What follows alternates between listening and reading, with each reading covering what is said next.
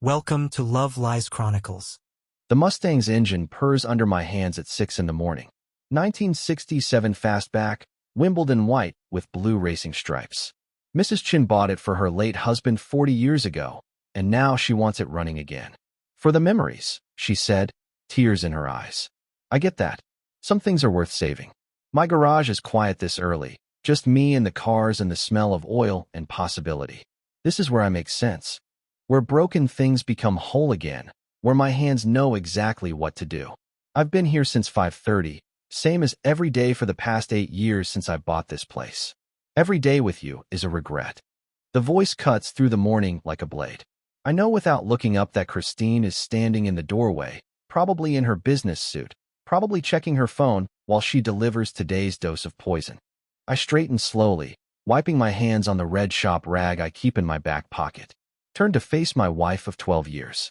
She's dressed for her assistant manager position at the marketing firm, hair perfect, makeup flawless, looking at me like I'm something stuck to her shoe. Then let's end them today.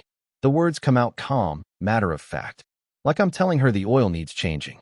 Her face goes white, just completely white. The phone slips in her manicured fingers. What? You heard me. Let's end them. Today. You ever see someone's whole world shift in real time? That's what happens to Christine's face.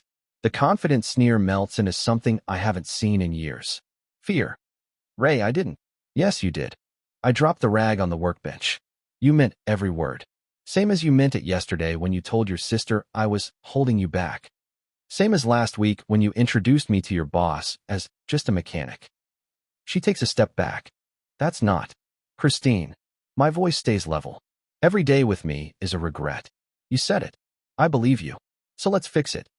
I walk past her toward the house.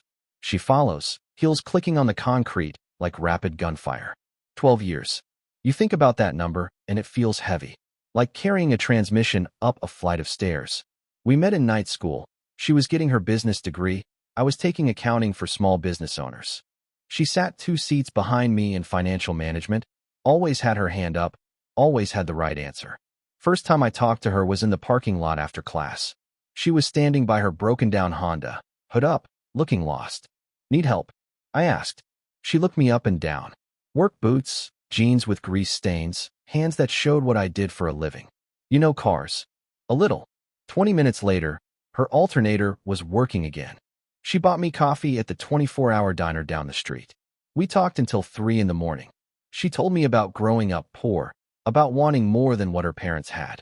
I told her about inheriting my dad's tools, about the dream of owning my own shop someday. You're different, she said that night. Quiet. Like you know something the rest of us don't. Maybe I just know what I want. She smiled. What's that? To fix things. Make them better than they were.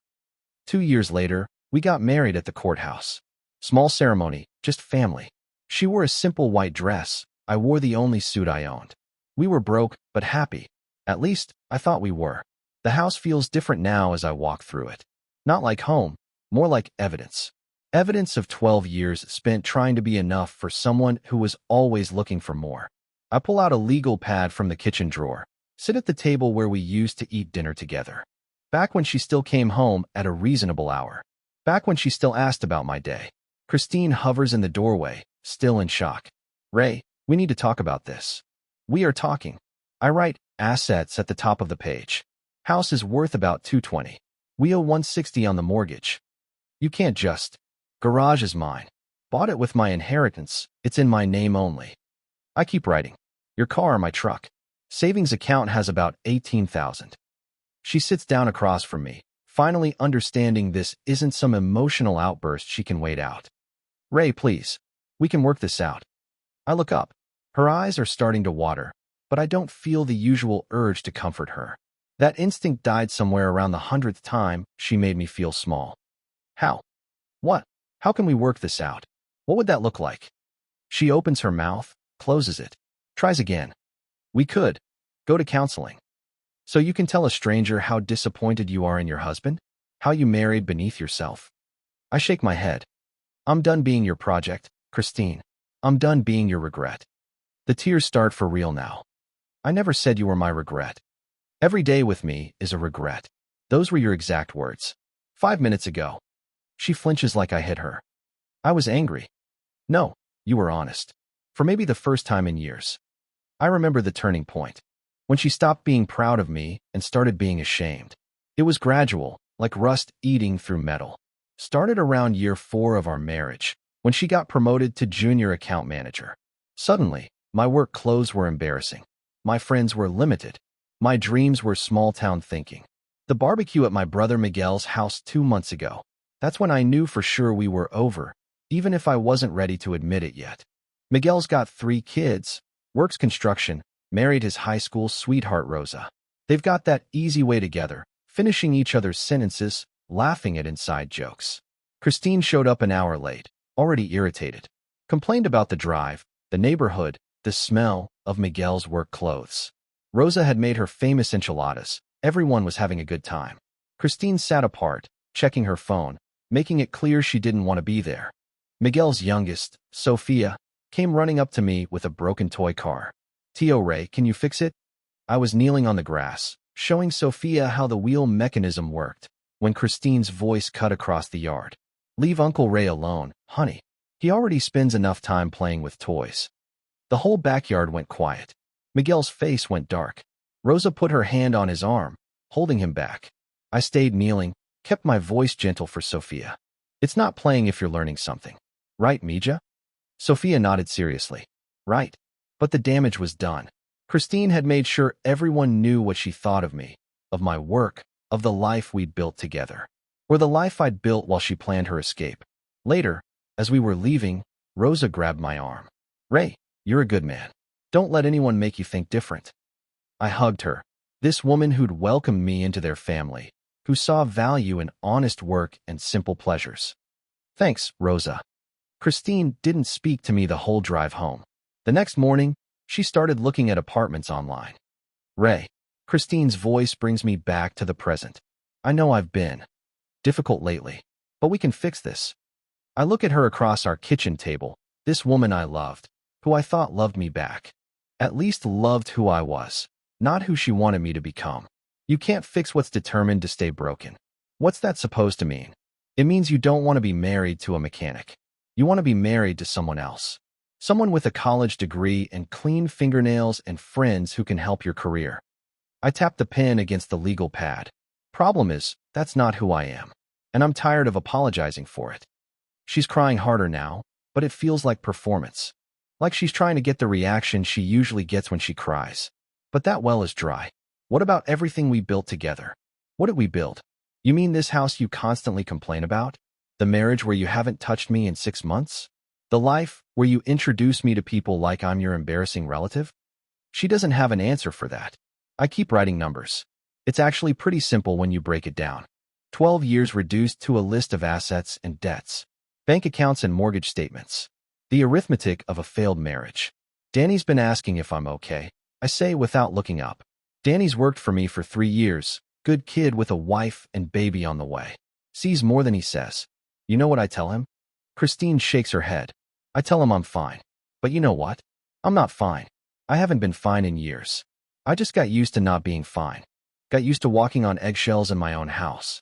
Got used to having my wife act like she's doing me a favor by staying married to me. Ray, you remember when I bought the garage? When Mr. Patterson finally decided to retire and I got the loan? Of course I remember. You didn't come to the closing. Said you had a work thing. I did have. You had lunch with your girlfriends. I saw the pictures on Facebook. I finally look up at her. Biggest day of my professional life, and you couldn't be bothered. But you made sure to post about the new restaurant you tried. She has the decency to look ashamed. I'm sorry. Are you? Or are you sorry I found out? The clock on the microwave ticks loud in the silence. 7:15 a.m. On a normal day, Christine would be leaving for work soon. I'd be opening the garage, greeting Danny, starting on the day's repairs. Normal routine in an abnormal life. I don't understand how we got here, she says quietly. I do. I set down the pen, leaned back in my chair. You got promoted, started making decent money, started seeing what other people had, started comparing. Your boss drives a BMW. His wife doesn't work. Your friend Sarah married that lawyer. They go on cruises twice a year. Your sister lives in that fancy subdivision, sends her kids to private school. It's not about money. It's exactly about money and status and being embarrassed that your husband owns a garage instead of a law firm. I stand up, walk to the coffee maker, pour myself a cup with steady hands. You want to know the truth, Christine? I like my life. I like fixing things, solving problems with my hands. I like earning an honest living and going to bed tired. I like that Mrs. Chun trusts me with her husband's car, that the Martinez family brings me all 7 of their vehicles, that half the neighborhood knows they can count on me. But it's so limited. There it is, the word she's been dancing around for years. Limited. I taste the coffee, black like I've always drunk it. You know what's limited? Spending your life wishing you were someone else. Spending your days resenting the person who loves you because they're not helping you climb some imaginary ladder. It's not imaginary. There are opportunities. For you. Not for us. For you. I turn to face her. When's the last time you asked about my day and actually listened to the answer? She opens her mouth, closes it. When's the last time you seemed proud of me for anything? Her face crumples. Ray, I am proud. No, you're not. You're embarrassed. And I'm tired of making you feel that way just by existing. The morning sun slants through the kitchen window, lighting up the breakfast nook where we used to sit together on Sundays, reading different sections of the newspaper, passing the comics back and forth. When did we stop doing that? When did Sunday mornings become just another day to avoid each other? What if I quit? She says suddenly. Quit what? The job. What if I quit the job and we started over somewhere else? I study her face. She means it, or thinks she does. But I can see the panic underneath. The desperate bargaining of someone who just realized they pushed too far. You'd hate me even more, I say gently. You'd blame me for making you give up your career. For making you settle. It would just take longer to get back to this same place. You don't know that. I do know that. Because I know you. I sit back down, pick up the pen. The house goes on the market this week. You keep your car and half the savings. I keep the truck in the garage. We split the proceeds from the house after we pay off the mortgage. She's staring at the legal pad like it's a bomb. You're really doing this. We're doing this. You started it this morning. I'm just finishing it. I didn't mean. Yes, you did. My voice stays calm, but there's steel underneath now. You meant it every time you rolled your eyes at my work clothes. You meant it every time you changed the subject when someone asked what I do for a living. You meant it every time you looked at me like you drew the short straw in life. She's sobbing now, but I don't reach for her. That muscle memory is finally dead. I was angry. She manages between tears. I say things when I'm angry. You say things when you think you're safe. When you think I'll just take it because I always have. I stand again, walk to the window. My truck sits in the driveway, reliable as sunrise. Behind it, the garage where I've built something good. Something honest. But you went too far this morning. Called our whole marriage a regret. 12 years. Regret. I didn't mean the whole marriage. Every day with me is a regret. That's what you said. Every single day. I turn back to her. Well, congratulations. Today's the last day you'll have to regret. The fight goes out of her all at once. She slumps in her chair, makeup running, business suit wrinkled. For a moment, she looks like the girl I met in night school. Scared and young, and trying too hard to be something she wasn't sure she could be. But that moment passes. Has to pass. Because that girl wasn't real, or if she was real, she's been gone a long time. What happens now? She asks. Now you call in sick to work.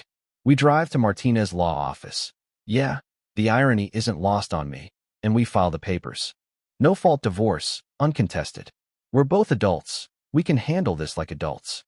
Martinez. Miguel's cousin. He does family law. I allow myself a small smile.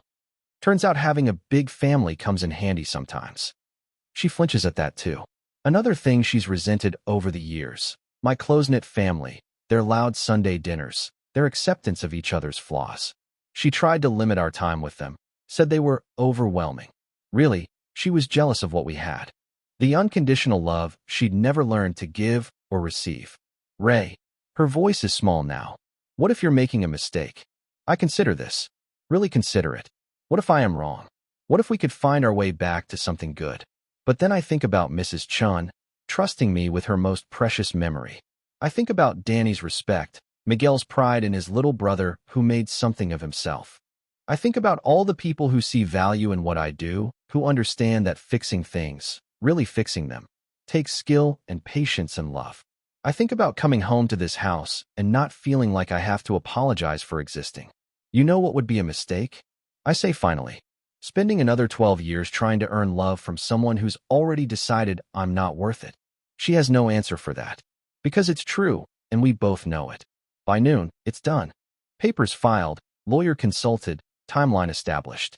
Surprisingly simple, dissolving a marriage. Sign here, initial there. Divide up a life like you're splitting a dinner check. Christine sits in the passenger seat of my truck as we drive home, staring out the window. She looks younger somehow, like she's been holding her breath for years and finally exhaled. I'm sorry, she says as we pull into our driveway. Not our driveway much longer. I know. Do you hate me? I think about that. Do I hate her? Anger burns clean and hot, but hate is cold and lasting. What I feel is more like relief. Like setting down a weight I'd been carrying so long I forgot it wasn't part of me. No, I don't hate you. I turn off the engine. I just don't want to be married to you anymore. She nods, wipes her eyes. I'll pack some things. Stay at Sarah's for a while. Good. We sit in the truck for another moment, neither of us moving. 12 years of marriage ending in the cab of a Ford F-150. Afternoon sun warming the windshield. Ray, yeah, you're a good man. I know I made you think different sometimes, but you are. It's the kindest thing she said to me in months. Maybe years. Thanks. She gets out of the truck, walks toward the house to pack her immediate necessities. I sit for a minute longer, listening to the engine tick as it cools down, thinking about the work waiting for me at the garage. Mrs. Chin's Mustang, the transmission in Martinez's pickup, the brake job on the Kowalski's sedan. Good work. Honest work. Work that matters to people who trust me with their problems. I head back to the garage. Danny's there when I walk in, bent over the engine of a '98 Camry that's seen better days. Afternoon, boss. How was lunch? Productive. He glances at me, notices something different in my voice. Everything okay? Getting there. I walk to the Mustang, pop the hood, check my work from this morning. The engine looks good. Clean. All the parts working the way they're supposed to. Mrs. Chun will be happy. Boss. Danny's voice is careful. You seem, I don't know, different. I look up at this kid who's become like a little brother to me, who brings his baby daughter by the shop sometimes so she can help Tio Ray with the cars, who works hard and asks good questions and never makes me feel like what we do here is less than important. I filed for divorce today. His wrench stops moving. Shit. I'm sorry, man. Don't be. It was time. He straightens up, wiping his hands. You okay? I will be. And I mean it. For the first time in years, I mean it completely. The afternoon passes quietly. We work on the cars. Danny asks questions about the Mustang's carburetor. I show him the difference between a clean rebuild and a quick fix. The radio plays classic rock in the background, comfortable and familiar. Around 4, Mrs. Chun stops by to check on progress. She's maybe 70, tiny and fierce, been bringing her cars to me since I opened. How's my baby? She asks, patting the Mustang's fender like it's alive. She's going to purr like new. I show her the work I've done, explain what still needs attention. Should be ready by Friday. She nods, satisfied. You're good boy, Ray. Take care of things properly. After she leaves, Danny looks over at me. She's right, you know. You do take care of things properly. Thanks, kid. Your wife ever see you work? I mean, really see you? I think about that. When's the last time Christine came to the garage? When's the last time she showed any interest in what I do here, the problems I solve, the people who count on me? No. I say finally. She didn't. Danny nods like that explains everything. Maybe it does. The sun's setting when we close up the garage. Danny heads home to his wife and baby. I lock up and walk to my truck. The house sits quiet across the small parking lot. Christine's car already gone. Inside, her coffee mug will be in the sink, her morning makeup still scattered on the bathroom counter. But it feels different already. Lighter. Like the air is easier to breathe. I stop at Miguel's house on the way home. Rosa answers the door with baby Patricia on her hip, flour in her hair from whatever she's cooking. Ray, what a nice surprise. Come in. Miguel's in the backyard with the boys. I follow her through the warm, lived-in house. Kids' artwork on the refrigerator, family photos covering every surface, the smell of something good in the oven. This is what home feels like. This is what I wanted with Christine, but never quite managed to build. Miguel looks up from the grill when I walk outside, takes one look at my face, and hands his beer to his oldest son. Mijo, watch the chicken. Don't let it burn. We walk to the far corner of the yard, away from the kids playing soccer. You did it, he says. Not a question. This morning. He nods, claps me on the shoulder. Good. Rosa's been worried about you for months. I'm sorry I waited so long. Don't apologize for hoping. Makes you human. He pulls out his phone. Luis says the papers look clean. Straightforward division of assets. No kids involved. Should be finalized in 6 weeks. 6 weeks. 12 years reduced to 6 weeks of paperwork and waiting. Thanks for the referral. Family helps family. He studies my face. You look better already. I feel better. Good. You deserve better. We rejoin the family dinner. Rosa loads my plate with enough food for 3 people. The kids tell me about school and friends and their plans for summer vacation. Normal family chaos. The kind Christine always said gave her headaches. Driving home later, full of good food and surrounded by the memory of unconditional love. I think about the girl in night school who bought me coffee and talked about wanting more than what her parents had. I wanted to give her more. Wanted to be enough. But enough is a moving target for someone who doesn't know what they really want. And I finally understand that wasn't my failure. That was hers. The house is dark when I pull into the driveway. I walk through rooms that smell like her perfume, but feel empty of her presence. In the bedroom, her dresser drawers are open, closet partially cleared. She took the basics, left everything else for later sorting. I sit on the edge of the bed we haven't shared in months, looking at the picture on my nightstand. Our wedding day, both of us young and hopeful. She's laughing at something I said. I'm looking at her like she hung the stars. That man in the picture loved completely and honestly. That woman loved the idea of love, the security of marriage, the potential she saw in a patient man with steady hands. Neither of them was wrong. They just wanted different things from the same life. I take the picture and put it in the drawer, not throwing it away, just closing that chapter. Some stories don't get happy endings. Some stories just get honest ones. The next morning, I wake up at 5:30 without an alarm. Old habit. But instead of dreading the walk to the kitchen, I'm almost eager. No tension in the air, no minefield of potential criticism to navigate. I make coffee, strong and black. Stand at the kitchen window watching the sun come up over the neighborhood I've lived in for 8 years. Good neighborhood. Working people who take care of their property and look out for each other. The garage opens at 7. I unlock the doors, flip on the lights, breathe in the familiar smell of motor oil and possibility. Mrs. Chin's Mustang sits waiting, faithful as sunrise. Work that matters, problems I can solve. Danny arrives right on time, coffee in hand, and ready to learn. We work in comfortable silence, the radio playing low, both of us focused on the task at hand. Around 10, the bell above the door chimes, and Mrs. Kowalski walks in. 75 years old, drives a pristine 1994 Buick that belonged to her late husband. Brings me pierogi every Christmas and never lets me charge her full price for anything. Ray, sweetheart, how are you? Good, Mrs. K. What can I do for you? She looks around the garage, taking in the organized tools, the clean workspace, the care I take with everything here. Your wife? She don't come around anymore. It's not a question. This neighborhood talks, and Mrs. K hears everything. No, ma'am. She doesn't. She nods like this makes perfect sense. My Stanley, God rest his soul, he always said some people are built for different things. No shame in knowing what you're built for. No, ma'am. She reaches into her enormous purse, pulls out a container of something that smells like heaven. Beef stew. You're too skinny. Mrs. K, you don't have to. Stanley was mechanic too. Worked for Ford for 40 years. Good man, honest work. She presses the container into my hands. Some women, they understand this. Some don't.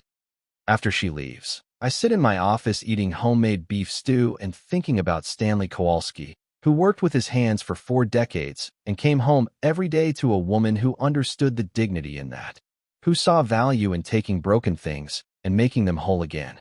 That afternoon, I call a realtor. The house goes on the market Friday. I'll find an apartment somewhere close to the garage, someplace simple and clean where I can rebuild what I want my life to look like. The days pass quickly. Work keeps me busy, and the absence of constant tension makes everything easier. I sleep better, eat better, find myself humming along with the radio. Small things, but they add up to something that feels like contentment. Christine comes by once to collect more of her belongings. We're polite with each other, careful, like diplomats negotiating the end of a war neither of us really wanted to fight. The garage looks busy, she says, loading boxes into her friend Sarah's SUV. It is. Word of mouth is good for business. She pauses, seems like she wants to say something else. Finally settles on, I'm glad. Me too. After they leave, I walk through the house one more time, imagining how it will feel to hand over the keys, to close this chapter completely. It doesn't hurt the way I thought it would. Mostly, it feels like finishing a difficult job. Satisfaction mixed with relief. 6 weeks later, the papers are final. Christine keeps her maiden name. I keep the garage and the life I built with my own hands. We're civil at the courthouse, shake hands like business associates concluding a deal. Walking out into the summer afternoon, I feel lighter than I have in years. Free in a way I'd forgotten was possible. That evening, I sit on the small deck behind my new apartment, drinking a beer and watching the sunset. Tomorrow is Saturday, but I'll probably go to the garage anyway. Mrs. Chin's Mustang is ready for pickup, and there's a satisfaction in delivering good work on time. My phone buzzes. Text message from an unknown number. Ray? This is Lena, Christine's friend from work. I heard about the divorce. I know this is probably inappropriate, but if you ever want to grab coffee and talk to someone who saw what was happening, no pressure. Just thought I'd offer. I stare at the message for a long time. Lena, the quiet one at Christine's office parties, the one who always seemed uncomfortable when Christine made jokes at my expense, the one who asked thoughtful questions about my work and actually listened to the answers. I type back, I'd like that. Coffee sounds good. Her response comes quickly. Great. How about tomorrow afternoon? There's a nice place near downtown. See you there. I put the phone down and finish my beer. Watch the last of the sunlight fade behind the buildings. Tomorrow I'll have coffee with a woman who saw me clearly when my own wife couldn't. Monday I'll open the garage and do work that matters to people who trust me. It's a simple life. Limited, maybe, in the way Christine meant. But it's honest. It's mine. And for the first time in years, that feels like enough. You can't fix what's determined to stay broken, but you can stop letting it break you. And sometimes, that's all the victory you need. Dear listeners, please share your thoughts in the comments, and do not forget to like, share, and subscribe to the channel.